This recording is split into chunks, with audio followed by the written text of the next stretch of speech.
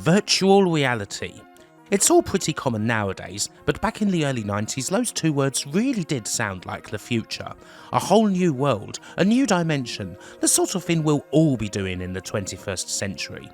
Some folks may well think of those big old virtuality helmets, those Amiga 3000 powered beasts that were first demoed on Tomorrow's World in 1990 and would often make appearances on Games Master and the like, people using them to explore 3D spaces, to fight against each other in aerial combat, possibly even in later times to browse some sort of virtual high street and buy things, which you'd then get in real life or some other such nonsense. When you consider the amount of buzz that VR generated back then, even if it was still many years before it actually did become something you could use in the home, it's no surprise to find game shows and the like from the era that tried to catch a bit of that buzz for themselves. And that's where the subject of this vid, Cyberzone, comes in. This 1993 vintage game show is one that's, well, it's both ahead of its time and also utterly torpid. Technically proficient and thoroughly unentertaining. It may well look like a sort of future, but it's a future that's kind of a disappointment. And now, 30 years later, it's worth taking a look back at this show that's both ahead of its time and yet behind the times. So if all of you zone runners would like to assemble, I'll take you into the world of this interesting televisual failure. If nothing else, Cyberzone came from a production studio that didn't just have a pedigree, it had a pedigree that was right in the show's potential wheelhouse. Broadsword Productions. If you know the name, then it's very likely that you know it from one of the most beloved British game shows of them all, particularly for children, that being Knightmare. Devised by the legendary Tim Child and by far the studio's biggest hit, Knightmare ran from 1987 to 1994 on ITV. It featured Dungeoneers attempting to traverse a blue screen powered world with the help of their guides, solving riddles, gathering items and preserving their life force, with their efforts commented on by Trigard the Dungeon Master, the host who welcomed us Watchers of Illusion to the Castle of Confusion, played with laconic relish by the brilliant Hugo Myatt.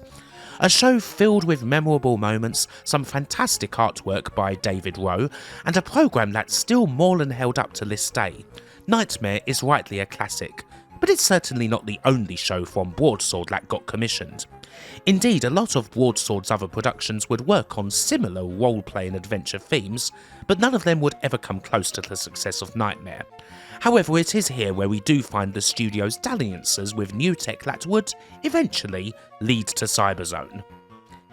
In 1990, Broadsword were commissioned by British Satellite Broadcasting, or BSB, to create an adventure game show for one of their 5 channels, specifically the Galaxy Channel, and the result would be the Satellite game, which ran as a segment on a children's magazine show called Cool Cube. Several episodes of the Satellite game have been made available on YouTube and it's not very good. The premise pits a team of 3 children against a rogue satellite called Enigma that could potentially blow up our solar system, and said children must control a drone called Larry, a lightly armed robotic investigator, through the satellite, ultimately deactivating its core. Obviously there will be plenty of puzzling and action along the way, teams shouting out all kinds of directions, a running commentary provided by a computer named Coco who also acts as a host, and lots of squeaky voices from the aforementioned drone that the players are in charge of. This drone was voiced by David Lerner, who would go on to play Trigard's assistant Pickle in the later series of Knightmare. There's a lot of similarities in structure between the Satellite game and Knightmare, of course. You've got the 3 kids in charge, Larry taking the place of the Dungeoneer, and a lot of banter between Larry, the team, and Coco. The fact that this is essentially Knightmare in space isn't the worst thing about proceedings. It's perfectly logical for some other TV channel to want their own version of a successful show, and who better to call for such a thing than the guys who make said show. The rooms and backgrounds are now computer generated. We'll talk more about the tech in a minute, but again, while these flat shaded polygon areas aren't exactly as memorable as anything you'd get in Knightmare, they don't represent the show's biggest flaw. In the end, the pacing is what really hurts. Satellite Game is just way too slow. You get a very long intro where the whole mission is explained, Larry gets introduced and all of that.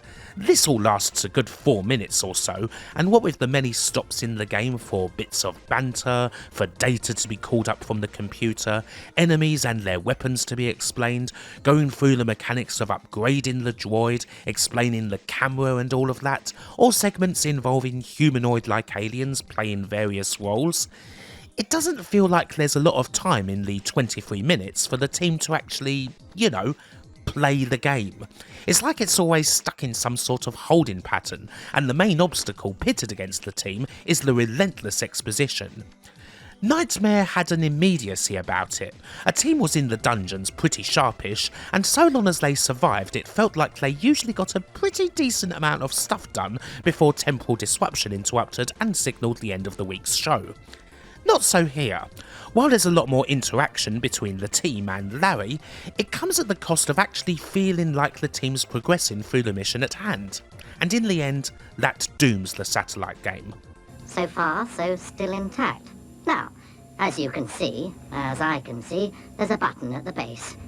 You wouldn't like to reconsider, would you? No. Oh, all right, as you must. Here goes anyhow. Now, of course, the tech is certainly worth talking about. While a lot of the show consists of pre-rendered stuff that moves pretty smoothly, the Satellite Game did at points have the team controlling their droid in a real-time 3D environment. It was the first TV show to do such a thing. Broadsword used an early version of Incentive Software's Freescape to pull this off. Later versions of the program called Superscape would also be used on their other shows, including Cyberzone, and these segments see the team take direct control of Larry. One commander moves him, another changes where he's looking, and the third commander controls the pulse laser. This may well be pretty fancy stuff indeed for 1990, but it's not necessarily at the level of broadcast quality. Again, the movement in these segments ends up being far too slow, and the environment's too bare for it to be an engaging watch. In an interview with Bother's Bar, Tim Child said that the trouble with Superscape was that it wasn't really designed for a gaming environment, and it didn't have the ability to use any sort of hardware rendering, which explains the incredibly slow speed. These segments do, at the very least, represent the most influence that the contestants seem to have over proceedings. Most of the time, again, it feels like they're just there and mostly not able to really contribute, but at least here they have some agency. Sadly, the Satellite Game didn't last very long. It ran on BSB's Galaxy channel from the 5th of May to the 24th of November 1990, with a total of 38 episodes.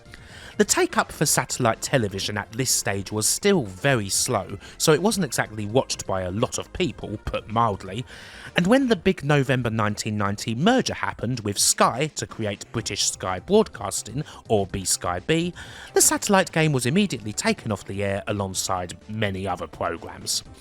At the time of the show's creation, Broadsword were also thinking about adding similar 3D elements to Knightmare.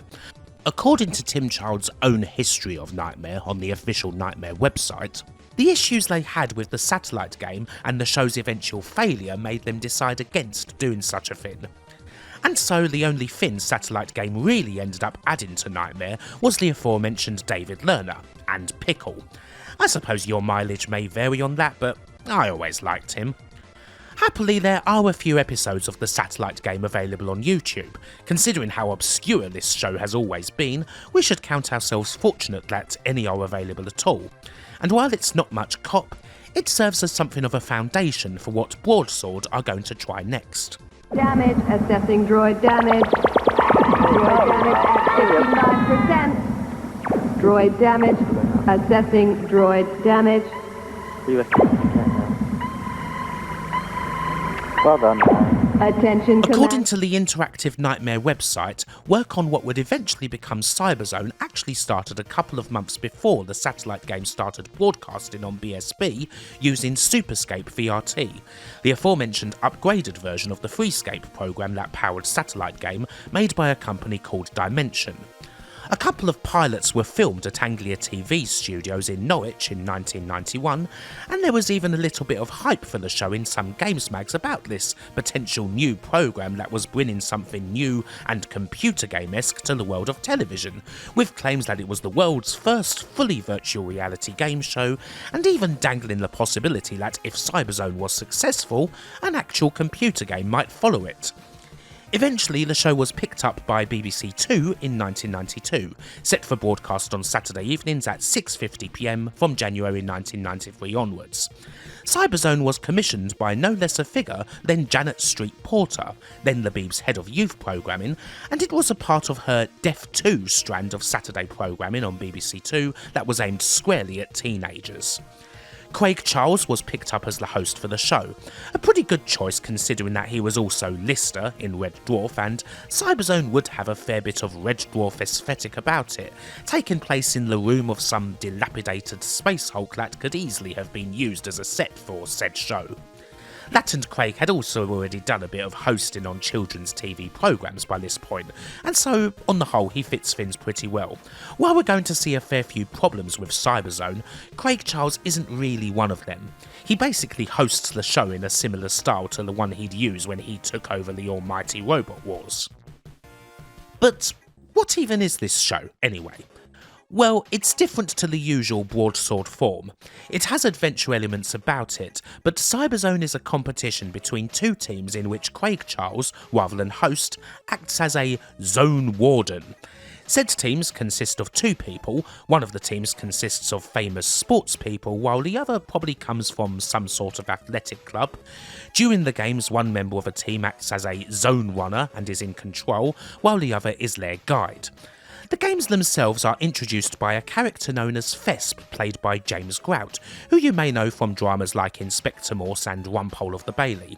This role functions a lot like the Games Master in that all Fesp really does is introduce one of four areas. A town-type area which, in probably the funniest gag of the show, is nicknamed Cyber Swindle, a castle known as the Citadel, a Roman-themed area called Hydropolis, and a futuristic prison called Techno-Traz. All of these areas consist of rooms with puzzles and challenges that one of the teams has to do, and the other team has to try and stop them from progressing by blowing up bridges or otherwise blocking up the paths.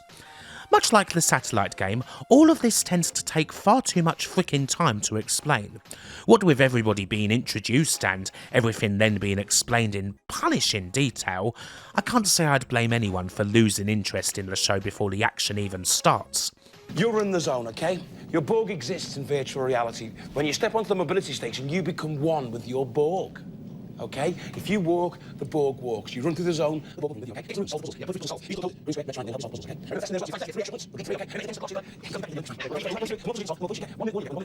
You, they said.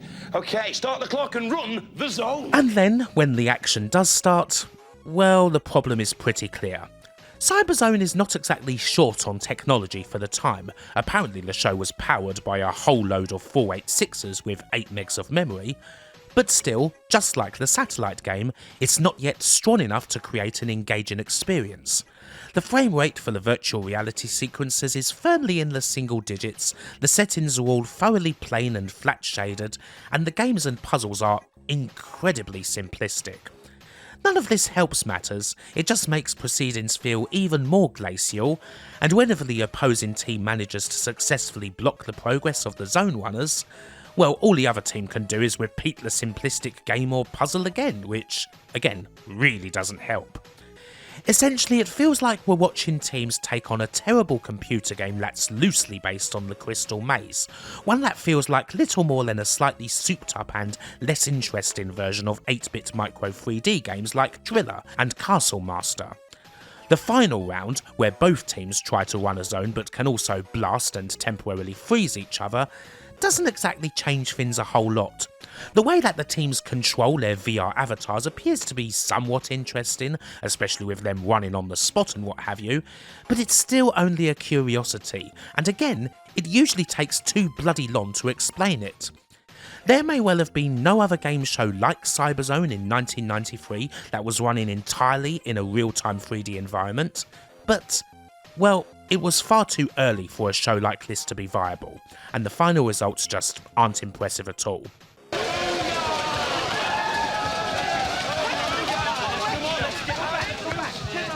The weight's in your way. 30 seconds. 30 There it is, seconds. right in front of your face. Come back. Come back. Or turn round. Turn right the way round. Run. Keep going. Steady. One Right, pace come at a time. Again. You've got Again. a floor. You've got a floor puzzle. Now Tim Child, it must be said, was a little bit prouder of Cyberzone than he was of the Satellite game. He did think that if the show had a second series, it may well have started to find its footing. And who knows? Maybe he's right. If the technology was better and the VR sections ran at a quicker pace, if they were able to cut down on the time needed to explain everything, perhaps if they condensed the game worlds a bit to save on the meandering around from room to room and made some more complex games, maybe a second series of Cyberzone could have worked out a whole lot better. But alas, it didn't get the chance, and the first series of 10 episodes was all there would be of the show.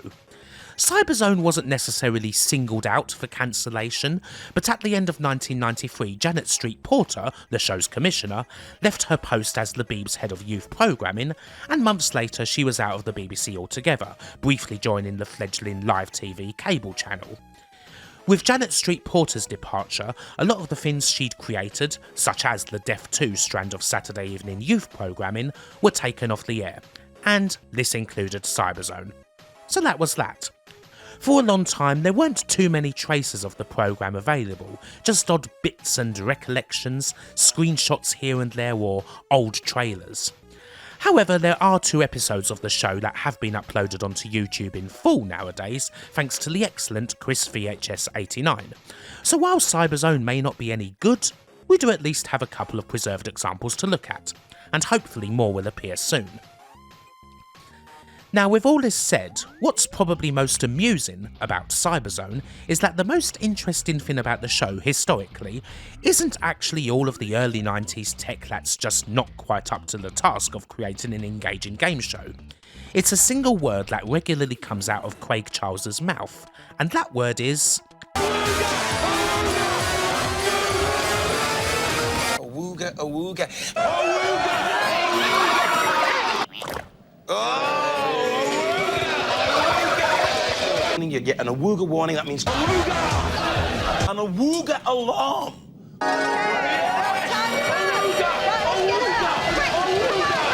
The Cyberzone. Awooga!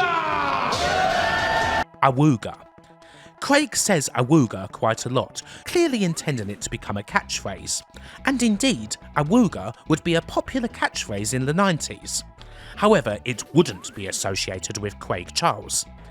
Now, a lot of people wondered just what on earth Awooga meant, although clearly those people hadn't watched Red Dwarf.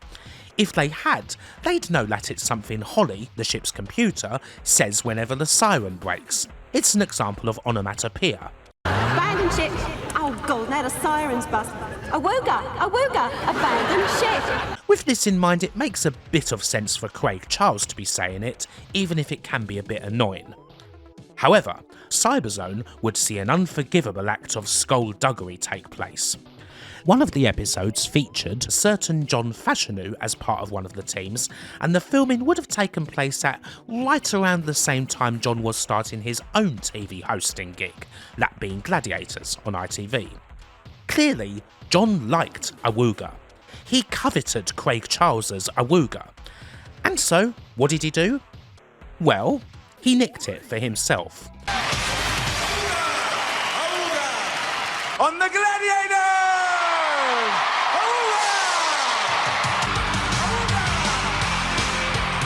John Fashanu started, rather nonsensically, saying Awooga on Gladiators, despite having no possible association with the phrase. But of course, Gladiators was a massive hit, while Cyberzone lasted a mere 10 episodes. And so, Awooga would become associated with John Fashanu from here on out. The bastard. Gladiators! Awooga! Stop! Thief! Craig Charles certainly didn't appreciate the stealing of his catchphrase. A Twitter exchange in 2018 sees Craig bemoan Fashanu's pilfering of Awooga, calling the man a knobhead. There is an alternative timeline, quite a lot like this one, where Craig Charles doesn't have Awooga stolen from him and he says it on Robot Wars. Maybe he says it whenever someone falls into the drink on Takeshi's castle, he shouts it at the end of his DJ sets, they find some sort of way to shoehorn it into his time on Koi, and then eventually he gets pissed off at some streamers repeatedly shouting Awooga at him and he chases them about in unflattering footage that gets shared all over social media. Who knows? In the end, Craig Charles did just fine without Awooga, with plenty of presenting gigs to his name. The phrase itself has taken on a strange life over the years, somehow managing to trap another sportsman turned presenter, that being Chris Akabusi, into its midst. Now, Akabusi never said Awooga on his TV gigs, his catchphrase was alright. But Chris was Mandela'd into saying Awooga by the twisted mind of the noughties internet, when people on message boards often liked to create fake sex stories featuring Chris Akabusi. These stories would feature a full detailing of Chris's night of carnal passion, usually as part of some setting like a pro-celebrity golf tournament or a testimonial for Tanny Gray Thompson, and with details such as Olympic teammate John Regis counting the raindrops on a windscreen, or Chris and Roger Black getting into a fight at a casino, just to name a couple from examples that I've seen.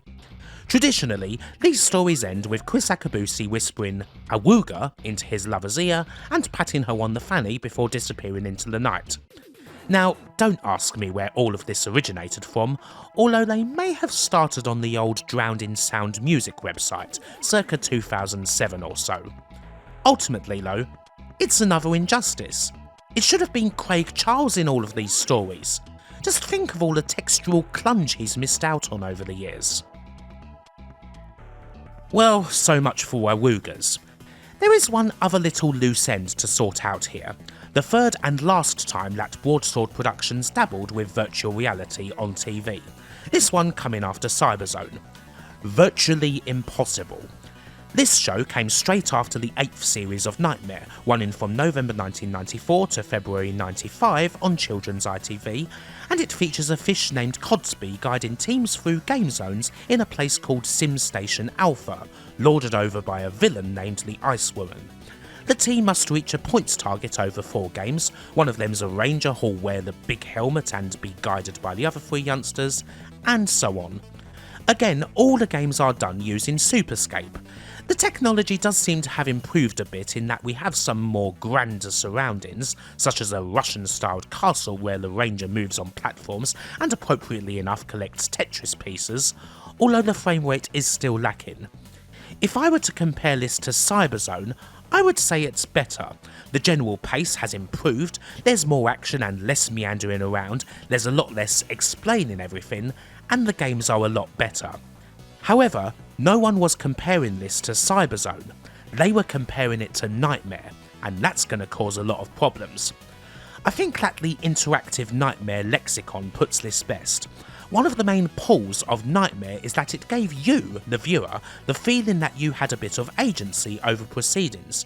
You'd be shouting directions along with the team, trying to solve Granitus's riddles, generally feeling as though you're taking this journey along with the team to defeat Lord Fear and conquer the dungeon.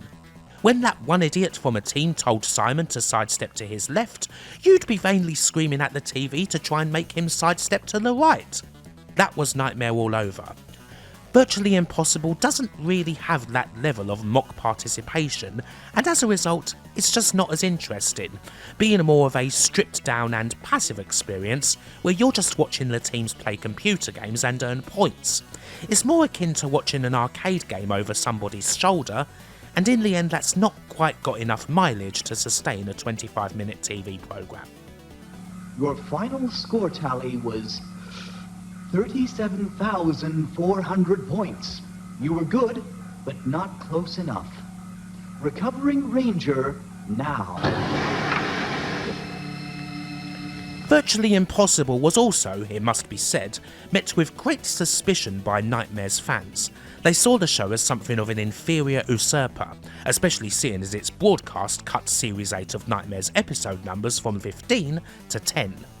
The reality of things on the ground was a bit different, according to Tim Child on Knightmare's official website in 1999. The main demographic for children's TV in '94 was changing in that it was narrowing and getting younger, with it being around 6 to 10 years of age. With this in mind, CITV wanted a simpler show that would appeal to the younger audiences. And that's what Virtually Impossible was intended to be, although Series 8 of Knightmare did end up faring better in the ratings than the new show. It has often been parroted around that Knightmare was cancelled due to failing ratings, but that's not the case.